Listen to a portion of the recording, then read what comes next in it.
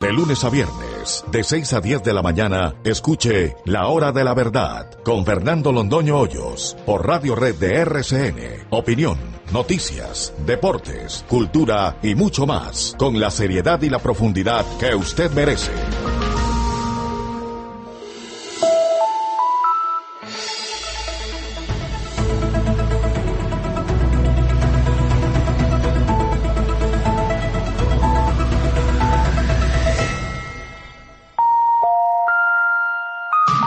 Son las 6 de la mañana. Llega la hora de la verdad. Para pensar y analizar las noticias de Colombia y el mundo. La hora de la verdad. En la red de Radio Red RCN. Con Fernando Londoño Hoyos.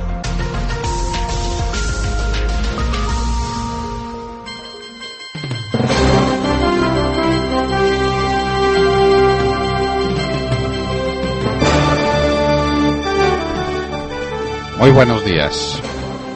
Son las 6 de la mañana de este miércoles 12 de febrero de 2014.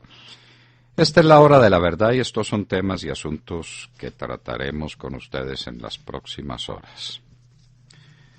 O confusión o caos. El país está sumido en un caos intelectual. Todo está dirigido a presionar la conciencia de la gente, a impedirle que piense, a impedirle que se concentre en los temas que tiene frente a él, para que no haya decisiones autónomas y decisiones libres, sino que todo sea a punta de publicidad, a punta de presiones sobre la conciencia del elector. Aquí todo está al revés.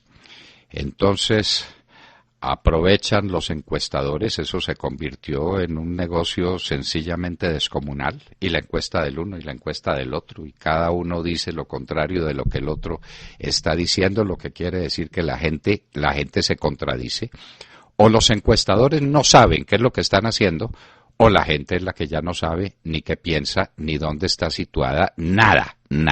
Esto es el caos. Y a esto se le suma el enredo de la revocatoria de Petro, que lo han calculado exactamente para crear más caos y para impedir que la gente se concentre en lo que se debe concentrar. Aquí tenemos a la vista una fecha, el 12 de marzo, donde el país va a resolver qué Congreso tiene. Y si quiere tener un Congreso renovado y distinto y hacer alta política, o quiere tener el mismo Congreso de toda la vida para que se queje de él el resto de la vida. Ese es un tema esencial y ese es el tema fundamental. Pero la encuesta la hacen sobre la candidatura a la presidencia de la República, que no tiene nada que ver con lo que se está discutiendo ahora, que es el problema de los partidos, de su posición, de lo que le ofrecen a la gente como medio de solución para sus problemas. No, es la encuesta presidencial. Entonces, a esa operación malintencionada se le suma ahora la revocatoria. Entonces el sí y el no y el tal vez. Y el ciudadano ya no sabe ni qué pensar, ni dónde está parado, ni qué es lo que sigue en su vida. Estamos dominados por el caos. Se posesionó la señora Yellen, la presidenta directora del Federal Reserve de los Estados Unidos, del Banco Central. Batió todos los récords de resistencia en el Congreso. Estuvo 6 horas. Dice la gente que en medio de los bostezos, la persona más aburrida que pueda haber, diciendo que va a continuar la política de Bernanke, que en últimas pues no se sabía cuál era, porque era una política dirigida a restablecer la dinámica económica en los Estados Unidos. No lo logró. Lanzó a la calle las millonadas de dólares, puso las tasas de interés en cero, movilizó todas las fuerzas de la macroeconomía para crear un artificio y no lo logró. Y entonces la señora Yellen viene y dice que ella da más de lo mismo. Y las bolsas felices, porque lo único que hay seguro es la especulación, la ganancia de los especuladores. Eso sí, a la orden del día. Todas las bolsas subieron, subió Wall Street, subió el Stoxx europeo, subieron las bolsas europeas, compran y venden y ganan, y la sustancia ¿qué? ¿Quién está produciendo más? ¿Dónde están los alimentos que se producen para darle comida a la gente? ¿Dónde está el desarrollo humano en medio de todo este caos? Al contrario, desempleo galopante, los jóvenes no saben en qué trabajar, el mundo no sabe cómo resolver el problema de los viejos que se pensionan, pero especulación, especulación a la lata y en grande. Es lo que promete la señora Yellen. Y es lo que está haciendo aquí el Banco de la República. Exactamente lo mismo. Ya nos llevó por el camino de la especulación, ya consiguió resultados tangibles. La CCA se cierra, Mazda deja de producir vehículos en Colombia si las noticias son correctas, las grandes fábricas de autopartes se cierran, tenemos que comprar los vehículos de Corea y del Japón y de México y de donde los vendan en países que no tengan un Banco de la República como el nuestro. Ya consiguieron lo suyo, derrotar a la industria. Y sale el genio de la Andi, el hombre de Santos metido en la Andi, diciendo que qué le vamos a hacer si es que somos más competitivos importando. Pues claro, hombre, que somos más competitivos importando. ¿Porque no ve que hicieron una política macroeconómica para derrotar al productor colombiano? Lo derrotaron. Festéjelo, señor presidente de la Andi. Diga que el presidente ha tenido toda la razón, que los colombianos se quedan sin empleo, pero que usted está muy orgulloso de ver cómo generamos empleo en Corea y en Japón y en México. Y mientras tanto aquí, la gente que la lancen a la desesperación. El juicio a Andrés Felipe Arias, hablaremos con él dentro de unos minutos. La Procuraduría General de la Nación pide su absolución. La Fiscalía pide que lo condenen. Lo que pasa es que no sabemos por qué lo van a condenar y qué fue lo que pidió la Fiscalía. La Fiscalía mandó a un Cantinflas, no a que probara, sino a que dijera cosas y ensartara cosas, y cosas tan absurdas como las que van a quedar en evidencia ante todas cuando hable con nosotros el ministro Andrés Felipe Arias. Ahora ordenan la captura por desacato del general Ricaurte del IMPEC, porque a un preso lo operaron o porque no lo operaron. Es la tiranía de los jueces a través de las tutelas y a través del desacato. Acabaron con este país. Este país se volvió un infierno con el nuevo sistema judicial que nació en la Constitución del año 91. Vargas Lleras es el candidato de Santos. La mermelada curativa, porque alrededor de la mermelada ya se pusieron todos de acuerdo, el Partido Liberal y el de Cambio Radical y el de la U, todos los amigos de Santos, todos están de acuerdo para continuar con la mermelada, que es lo que funciona. Y entonces Vargas Lleras saldrá, nos imaginamos, hacerle propaganda a sus casas sin cuota inicial que él regaló. Claro, él fue el que se la regaló a los colombianos. En eso estamos. Murió Pacheco. Es toda una generación de la televisión colombiana, un hombre bueno, un hombre sencillo, un hombre sin grandes pretensiones, con la pretensión de la bondad, del acercamiento a la gente. Fue toda una historia de la televisión colombiana hasta hace relativamente poco. Falleció. Dios lo tenga en su gloria. Nicaragua sigue los pasos de Cuba. Habrá Ortega para siempre. Ya se aprobó la reelección permanente y esa reelección llevará a Ortega a quedarse en el poder los años de los años. La reelección indefinida funciona en los países que tienen un sistema democrático serio y responsable. En países como Nicaragua o como Cuba es simplemente el cuento de tener un dictador que haga cada 4 años un simulacro electoral, nada más que un simulacro electoral. En Venezuela no hay prensa, ya los periódicos se acabaron. Lo que sí hay es revuelta estudiantil. La hubo en Mérida, los estudiantes salen a protestar, hay 5 de ellos detenidos, la policía ejerce violencia contra los estudiantes, nos parece que por algo va a empezar la crisis definitiva de Venezuela. Puede ser por la revuelta de los estudiantes de Mérida. Rusia vetaría sanciones contra Siria. Y uno se pregunta ¿para qué sirve la ONU? Cuando una de las potencias tiene poder de veto sobre el resto de la humanidad. Lo que está pasando en Siria no hay tinta para escribir el horror de Siria, ni hay palabras para describir lo que pasa en Siria. Entonces, quiere la ONU sancionar a Bashar al-Assad, ese tirano entre todos los tiranos, y Rusia dice que se opone. Y se acabó el derecho de veto, no hay manifestación de la ONU. Y dice que se opone porque le quiere seguir vendiendo armas a Siria y porque sigue manejando a Bashar al-Assad como su muñeco particular. La Unión Europea dice que se pone seria sobre Ucrania y entonces que exige que haya una cultura democrática distinta y que se elija otro presidente de la República y que venga otro gobierno.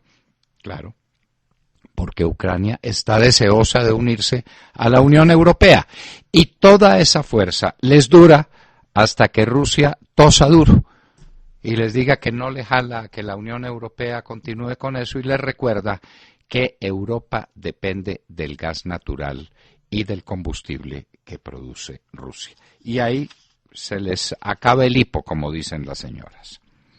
En los Estados Unidos, Georgia amenazada por nueva tormenta, la pasada fue terrible, dejó a Atlanta prácticamente sepultada bajo la nieve y a la gente metida en unas carreteras de las que no pudo salir durante 2 días.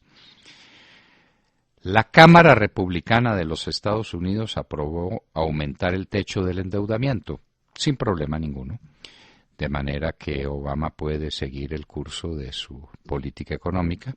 Los republicanos le ampliaron el techo, no quieren desgastarse más y ya se resolvió ese problema. Y hoy en la historia recordaremos a uno de los grandes presidentes que Colombia tuvo. Lo fue porque reemplazó a Rafael Núñez cuando fue elegido presidente y apenas se posesionó, y fue Carlos Holguín Mallarino, presidente entre 1994 y 1998, en una historia que se olvida porque, como diría algún historiador, los pueblos felices no tienen historia, y Colombia fue feliz y estuvo en paz en esos años en los que se inauguró la Constitución de 1886. Recordaremos a don Carlos Holguín Mallarino, nacido en Novita, Chocó, allá en el Océano Pacífico. No vamos a confundir el Océano Pacífico con el Atlántico, ¿no? El Océano Pacífico queda donde está el Océano Pacífico, el que descubrió Vasco Núñez de Balboa y que llamó el Mar del Sur, el Océano Pacífico. Don Carlos Holguín Mallarino, nacido en Novita, Chocó. De todo esto y de mucho más hablaremos con ustedes en las próximas horas, aquí desde la Hora de la Verdad. Muy buenos días. Bueno, pues con ese ritmo maravilloso de Benny Goodman empezamos hoy y tenemos que hablar del show de Petro, porque continúa. Mientras la ciudad se paraliza con los trancones interminables a los que ya casi estamos acostumbrados, esos baches, esos huecos profundos y un deficiente transporte público, Petro continúa con su campaña victimista de mártir perseguido. Ayer la registraduría salió a decir que no puede hacer la revocatoria porque no cuenta con los recursos y que necesita un tiempo para organizarla una vez reciba esos recursos. Por eso los registradores no se comprometieron con una fecha exacta sobre el día en que los ciudadanos serán convocados a participar en este mecanismo a través del cual se decidirá si se queda o se va, algo que la Procuraduría ya decidió a través de una sanción administrativa que todos conocemos y que tantas marchas petristas ha provocado. Una convocatoria que se llevaría a cabo con un Gustavo Petro fortalecido a través de su campaña de mártir, porque está marcando niveles de favorabilidad, yo diría que nunca antes vistos, ¿no? Una convocatoria que está oliendo mal, porque no está exenta de oportunismos políticos en los que algunos personajes recogen las banderas de este tema para reencaucharse. Mientras tanto, la ciudad sigue a la deriva, yo insisto, y se va a destinar una cantidad considerable de dinero a una revocatoria que yo no estoy segura que sirva de mucho. Sé que otros no piensan igual, pero si ya existe una decisión de la Procuraduría de destitución, ¿para qué una revocatoria? Y por favor me explican. ¿No es un gesto innecesario y un show que juega a favor de Petro? ¿Qué pasaría si Petro gana esta revocatoria, aprovechándose de su nivel de popularidad, de su papel de mártir perseguido? ¿Y por qué aparecen ahora algunos personajes como abanderados de este tema? ¿Es pura convicción o hay un poco de oportunismo político? Pregunto. Un poco o un mucho, y es un oportunismo político que además que tiene un objetivo, confundir y enredar las cosas, porque hay en medio de ese oportunismo político una cantidad de resentimiento mezclado, donde los intereses del país no juegan. Mire, Montserrat, no nos engañemos. ¿Qué es lo que tenemos que resolver los colombianos en este momento? Lo que tenemos que resolver es la composición de un Congreso que nos devuelva la esperanza o que nos ratifique que vivimos en un cieno nauseabundo de mermelada y de porquería. El país tiene que resolver cuál es el Congreso que quiere. Y para eso son las elecciones del 12 de marzo. Y entonces mire usted cómo vienen todos los artificios para engañarnos. La encuesta de Gallup, una encuesta espectacular de todos los medios. ¿Qué objeto tiene? La presidencia, ¿no es cierto? ¿Se está discutiendo ahora la presidencia? ¿Estamos en campaña presidencial? No estamos en campaña presidencial. Pero lo que se trata es de confundir, de que la gente no piense en lo que tiene que pensar, que es en la elección del Congreso. Y la revocatoria, ¿y para qué? Usted se está refiriendo a Francisco Santos que quiere reencaucharse con el sí. ¿Y para qué todo eso? Para confundir, para enredar al elector, para entorpecer la libre conciencia del ciudadano. Entonces la gente ya no sabe dónde está parada. Y que Santos sí, que Santos no, y que entonces Vargas Lleras, y si eso no se está discutiendo. Lo que se está discutiendo en este momento, lo que los colombianos tenemos que resolver es el problema de la composición del Congreso de la República. Vamos a llevar al Congreso a los mismos sinvergüenzas que según las encuestas constituyen en su conjunto la institución más desprestigiada de Colombia, peor que todas. Yo creo, bueno, le ganan a las FARC. Las FARC tienen el 2 o el 3%, y las FARC son las que mandan en la opinión pública del país. Y después sigue el Congreso.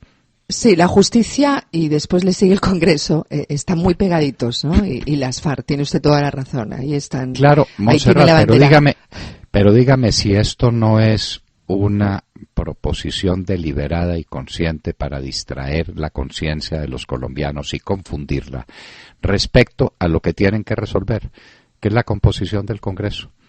¿O no? Eso es lo que está. Unas elecciones Mire, en el chat, ese es un tema, por supuesto. Dice una oyente que firma como María Elena que si gana la revocatoria Petro, sigue vigente la destitución porque son dos cosas bien distintas. Pero suponiendo que gane esa revocatoria, yo creo que el panorama incluso se pone más feo, ¿no? Porque adquiere más poder todavía. Eso lo hemos dicho 500 veces y lo entendió Petro, y por eso Petro es el gran promotor de la revocatoria. Porque es el gran... Si se había opuesto a la revocatoria como al diablo, había intentado eso es todas cierto, las acciones, y ahora le gusta. todas las tutelas, todas las vagamunderías imaginables las había hecho. Y ahora es el promotor. ¿Por qué? Porque sabe que a través de lo que está haciendo y a través de la mermelada que tiene repartida en los medios y a través de todo ese histrionismo está conmoviendo a la gente en favor de la víctima. Y usted habla del caos vehicular, casi que le diría que eso es lo de menos. La gente seguirá haciendo cola inútilmente ante los hospitales porque no hay salud en Bogotá.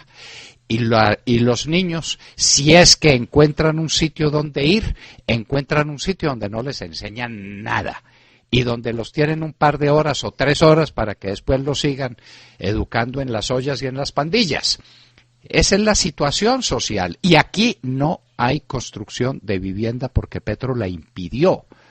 Y entonces la gente no tiene en qué trabajar. El DANE dice que en Bogotá no hay desempleo porque todo el mundo está empujando carretilla y todo el mundo está tratando de vender cualquier cosa a ver si consigue un peso con qué calmar el hambre. Esa es la ciudad de Bogotá, es un caos. Pero bueno, entonces nos vamos a añadir al caos y nos vamos a meter en la campaña del sí y del no y nos vamos a poner la camiseta del uno y la camiseta del otro, cuando lo que está en juego es la elección de Congreso de la República, Montserrat. Nos quieren enredar.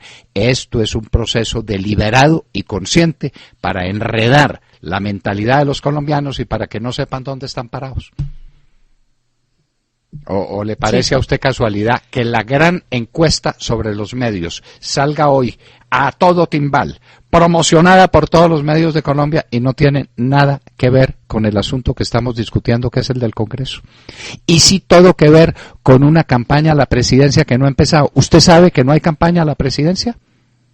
Pues usted sabe que no se habla puede... de personajes que todavía no sabemos si van a estar en la carrera presidencial. En esa encuesta. Pero Montserrat, está prohibido poner una valla por un candidato a la presidencia.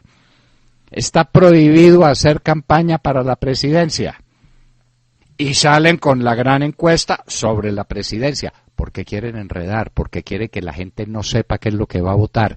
Todo esto es un complot contra esas elecciones. Claro, contribuir al desorden, contribuir al caos. A la confusión general. Eso es todo.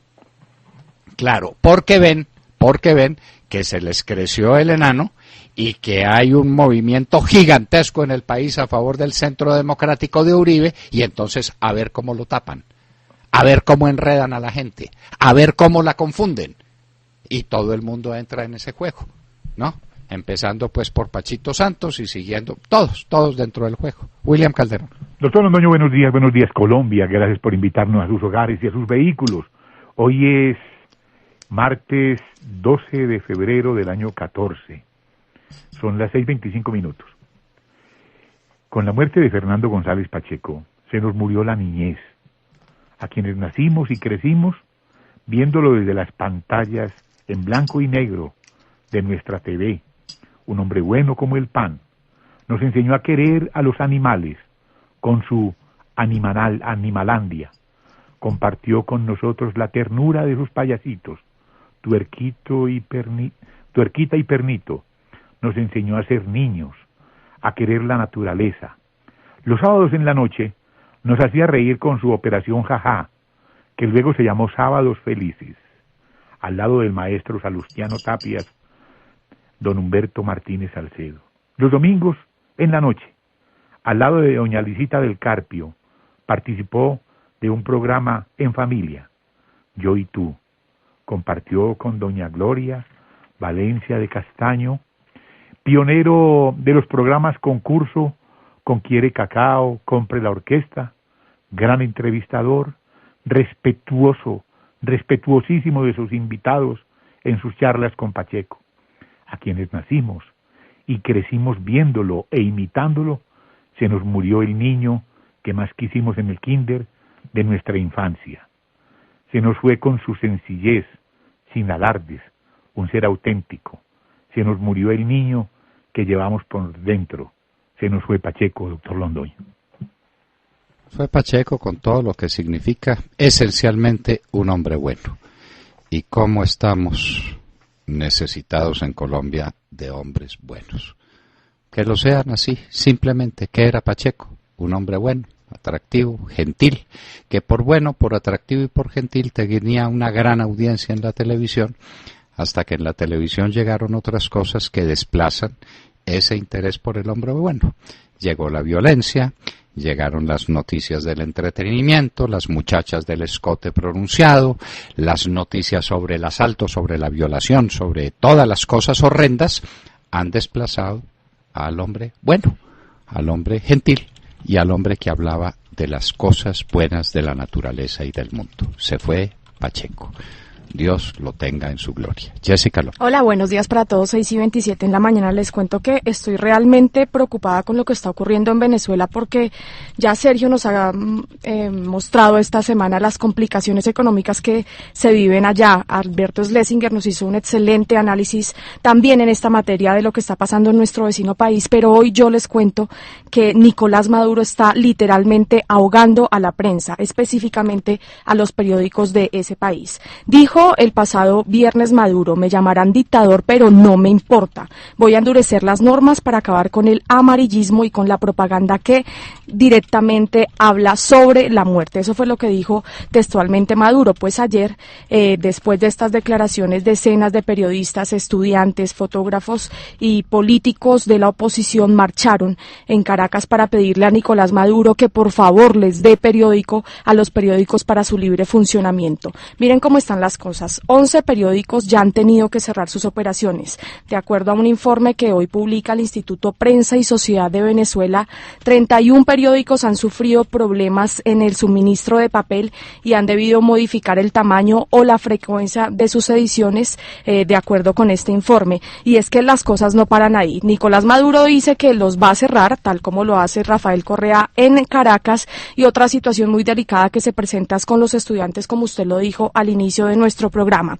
El pasado domingo, en horas de la tarde, Enrique Capriles, el líder de la oposición de Venezuela, aseguró en su cuenta en Twitter, le pidió a Maduro directamente parar con la brutal represión contra los estudiantes, pues Maduro tampoco hizo caso a estas palabras. Ayer la prensa de Venezuela nos mostraba cómo un grupo de hombres armados identificados claramente con banderas del Partido Socialista Unido de Venezuela y con pañuelos rojos y negros que cubrían sus rostros atacó, disparó contra estudiantes que se manifestaron ayer en la Universidad Católica Santa Rosa de Caracas y también en la ciudad de Mérida. El balance que nos indican hoy los periódicos de Venezuela: 5 heridos por impactos de bala. Uno está en este momento en delicada situación de salud por cuenta de un disparo que recibió en el pulmón. Para terminar esta noticia y no hacerla más larga, les cuento que hoy miércoles en Caracas habrá 2 marchas multitudinarias. Una convocada por los estudiantes chavistas que aseguran que seguirán cumpliendo el sueño del comandante Hugo Chávez. La otra está liderada por mandatarios, por representantes de la oposición que piden a gritos una Venezuela libre y dicen que no saldrán de las calles pese a la represión del señor Nicolás Maduro. ¿Estudiantes chavistas, dijo usted? Sí, hay 2 marchas, una de estudiantes chavistas y la otra liderada por la oposición, los estudiantes de la oposición. De los estudiantes chavistas. ¿Quién sabe cuántos serán los estudiantes chavistas que están aprendiendo las maravillas de destruir el aparato productivo de un país, de acabar con una nación y de condenarla al hambre? Pues me extraña porque en Mérida la cosa es exactamente de signo contrario. Son los estudiantes que se revuelven contra Chávez por su régimen despótico y tiránico. Ayer muchos salieron, doctor Londoño, muchos estudiantes chavistas salieron en diferentes periódicos a decir que ellos sí apoyan a Nicolás Maduro, sí apoyan el socialismo del siglo XXI que viene pues desde hace rato implantó el señor Hugo Chávez y ahora implanta Maduro. Ellos salen a decir eso y pues obviamente los otros salen a condenar los hechos, las imágenes que veíamos ayer de estos hombres que pues infortunadamente atacaron de esta manera tan violenta a los estudiantes que se manifestaron ayer en Mérida. ¿Muchos estudiantes eran cuántos? Es que pues yo leí 4 líderes chavistas, leí en el periódico El Nacional, El Universal y en Noticias 24. ¿Cuatro estudiantes? Sí. Líderes estudiantiles chavistas. ¿Esos son los muchos estudiantes? No. Estoy diciendo que ellos convocaron una masiva manifestación para el día de hoy. Ellos fueron los que tres niñas y un niño, no sé cuántos años tendrá, 23 años, que hoy convocan estas marchas multitudinarias en Caracas. Vamos a ver qué tan grandes sean, porque eso fue lo que dijeron ayer en los medios. Bueno. Dejemos de ese tamaño. Venezuela está a puertas de una catástrofe. Pobre país y el vecindario nuestro. Y Santos callado sobre su nuevo mejor amigo no volvió a decir una sola palabrita. Parece que JJ Rendón le ha dicho que no mencione el tema de Maduro. JJ Rendón, que está perseguido por Maduro y que no puede venir a Colombia ni salir de los Estados Unidos porque lo meten a la cárcel por orden de Maduro. Sergio Gel. Doctor Londoño, muy buenos días para usted y para todos nuestros oyentes. Pues hoy amanecemos hablando de la derrota de la industria nacional. Y esto con la muy triste noticia que se vislumbra en el panorama. Y es un muy posible cierre de la CSA, la compañía colombiana automotriz, la ensambladora de Mazda, de la que ya se empieza a decir estaría evaluando un cierre, la salida del país, porque no es rentable producir en Colombia y resulta mucho más rentable importar los vehículos. Y esto en medio de un muy oscuro panorama en el que las cifras son todas negativas. Con corta diciembre de 2013, un año en el que para la industria el subsector de vehículos automotores cayó 18% en producción y 6,3% en sus ventas. El presidente de la CSA, Fabio Sánchez, en declaraciones a la revista Dinero, dijo que la empresa solo está utilizando 30% de su capacidad instalada. Eso se traduce en que están ensamblando 57 vehículos por día, utilizan 500 empleados. Pero recordemos, doctor Londoño, que la CSA, en su buen momento, en su momento dorado, alcanzó a emplear 1.600 personas. Hoy tiene 500 y en el panorama se vislumbra su cierre. El problema de la competitividad ha tenido que ver con el precio del dólar, por supuesto, mientras que la CSA además ha visto cómo se cierran, y lo decía usted ahorita hace un momento, el tema de Venezuela, pues cómo se cierran los mercados de Venezuela y de Ecuador, por sus propias circunstancias, pero aquí pues no se dice nada. Esa también ha sido una razón que, según Sánchez, ha afectado a la CSA, no poder exportar como lo venía haciendo a Venezuela y a Ecuador.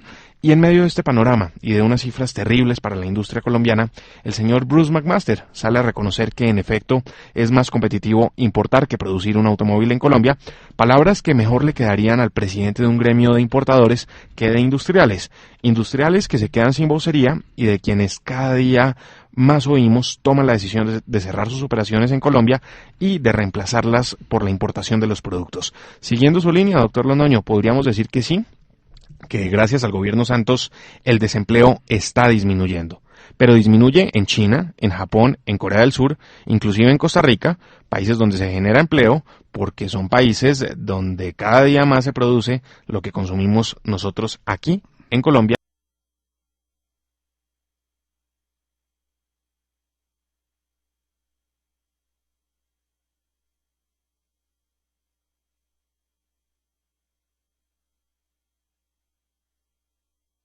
...50% del mercado automotriz. Hoy tienen el 30%. Es decir, van en vía de extinción. Y el señor Bruce McMaster no se queja de la política macroeconómica porque él fue parte de ella. Porque él es prestado por Santos a la Asociación de Industriales, para que la Asociación de Industriales no levante su voz. Entonces que se queden callados y que no siga diciendo estupideces como esa de que es más competitivo importar un carro. ¡Qué pensamiento tan profundo! Debiera merecer el premio Nobel de Economía el señor Bruce McMaster. Eso significa que trabajar en Colombia es una ruina, y es una ruina por cuenta de la política macroeconómica del gobierno al que usted perteneció hasta ayer nomás, señor McMaster. Y ahora en la ANDI tiene el encargo de callar la voz de los industriales para que no se quejen.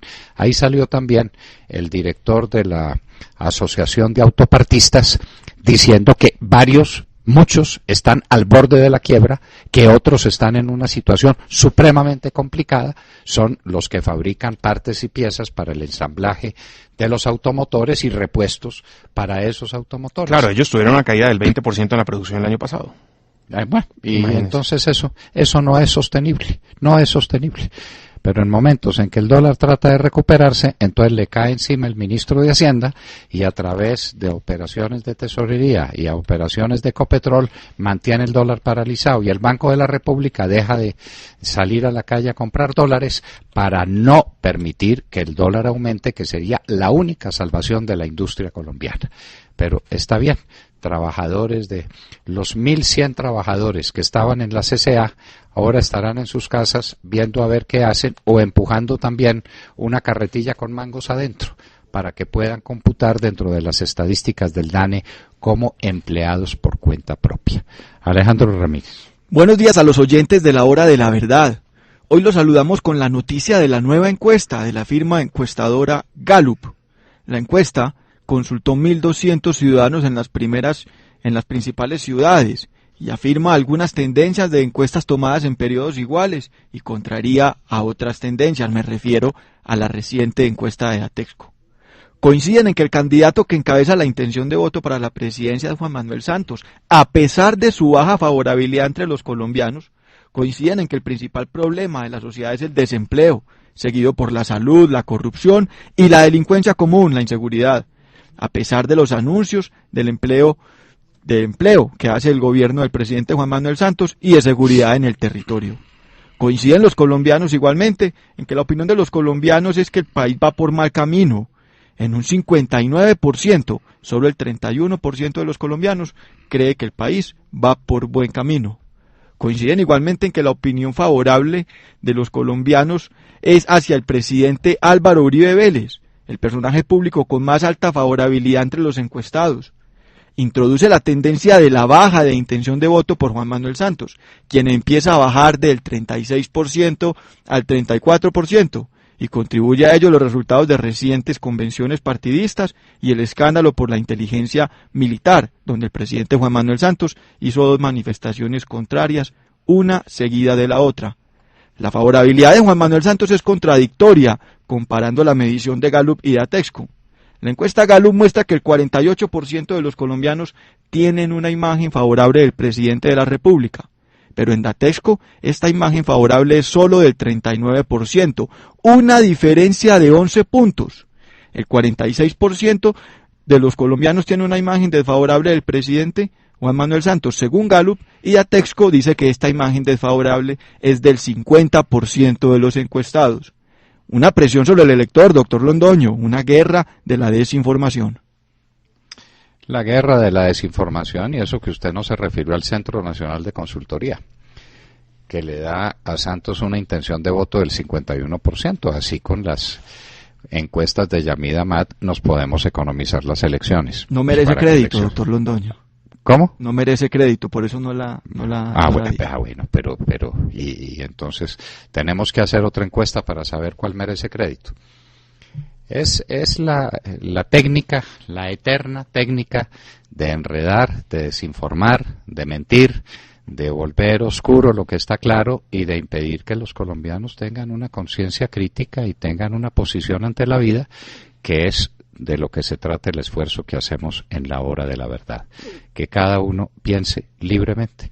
Y por eso esta lluvia de encuestas nos parece una lluvia malintencionada para oscurecer la confianza de los colombianos, para exasperarlos o para obligarlos a votar como no quieren votar, porque es que las tendencias muestran que están tomando posiciones absurdas o posiciones contrarias a la opinión de no sé quién. Porque vamos a ver pues a quiénes se están consultando y con qué rigor y en cuáles ciudades y de qué manera se están haciendo las encuestas, pero eso sí son las millonadas, con una sola intención, confundir. Y dígame, Alejandro, la encuesta es sobre la presidencia. ¿Estamos en campaña presidencial? ¿Sí o no? No arranca la campaña presidencial aún. No, es que no está, es que está prohibido hacer campaña presidencial. Entonces, ¿por qué hacen la encuesta sobre la campaña presidencial y no sobre la campaña al Senado, en la que sí estamos, y a la Cámara, la campaña al Congreso? ¿Por qué? Pues porque lo que quieren es confundir, enredar, es presionar la conciencia de los colombianos y manipularla. ¿Cómo la han manipulado? Respecto al tema que vamos a tratar, el juicio a Andrés Felipe Arias, exministro de Agricultura, excandidato a la presidencia de la República y la figura más clara que tenía la juventud colombiana para llegar con un candidato a la presidencia de la República. Esto pues hace unos años, antes de que fuera metido a la cárcel y perseguido por las razones que enseguida vamos a examinar con él mismo. En un minuto Andrés Felipe Arias estará con nosotros en la Hora de la Verdad.